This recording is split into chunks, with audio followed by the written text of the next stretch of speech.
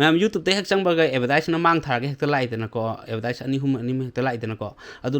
मतौ क्रमना ला लोइदगे हाबसे आई हाइजरके अखंग जिंगी दमकता हाइजब दिगते खंगदब जिंगी दमकता हाइजबनी ma'am अदुगा video जे share तौबिरमो खंगदब ma'am जो खंगजना भाइतारे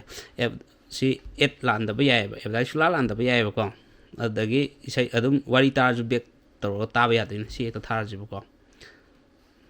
मोइ सी net खा तप्पे सी थारजि तो से एडवर्टाइज ला लॉय को खोइदे तो एडवर्टाइज ला लॉय को से तो ला लॉय को से अदुम मतौ कमना लाक्तबनो हाइबदो आई हाइजरागे मैम वीडियो जे फुन यंबिरो फजने यंबिरो को अदुदा जुलतना एडवर्टाइज लाक्तबदा जुलतना मसिना कानर जे कई कानगे हारगा अखोय वारी थारेन खलोबो सी स्किल ऑफ तौर ताब याने से अरोतजु पेक तौर को ताब याने सी कानर जे वाह अदो तारगदी मतौ क्रमना याबनो हाइबदो मु यंमिनारसी प्ले स्टोर द चंगबिरनी को प्ले स्टोर द चंगबिरनी अदुगा जियो स्प्लैश तुम थाबियु को से आइगिदि सिदा लेरे से आइगिदि ओपन तौर लेरे को संगाने ओपन तौर लेरे को से ओपन चंगबिरो मयामगिदि डाउनलोड तौबिरो को इंस्टॉल तौबिरो अदि मतुंगदा सिदा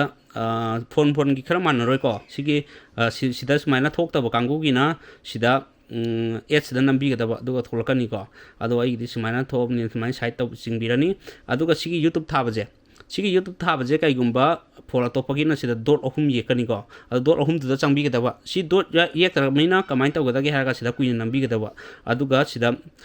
एड टू होम स्किल हाइबजे नंबीगदबनेबा सुमाइना नम तारगदी अखोगी स्किल दुदा यावग्रनेबा सी यावग्रनेबा सी कमाइन तौनी सोमदा यावले मनेब तो सी यावे पोसे सी पोसेनेबको अई तारगदी आइगिदि ngसाइ अहामबगी सी यावलेरे होजि हापदुन सी नेबा अदो चंगजी को से यूट्यूब तो अदुम चामान थोले को से तुम थाप यारने से तुम बैक चप यारने मैम वीडियो जिबु शेयर तौबिरमो इमानो मैम सु खंगनबा अदुगा आइगी चैनल जिबु हाइतारे फॉलो तौदिबा आइगी पेज जिबु फॉलो तौदिबा सिना पुनु मंगम फॉलो तौसन बिदुना वीडियो जिबु शेयर तौबिदुना सपोर्ट तौबिरमो मैम अखंगबा मैम खंगदबा मैम दा हाइजनबगी दमकता खंगदबा मैम तुबु खंगनबगी दमकता मैम शेयर तौबिदुना वीडियो जे सपोर्ट तौबिरमो मैम थैंक यू मैम मथंग द वीडियो नुंगा नुंगाइबा पुदुना लाक्सगे मैम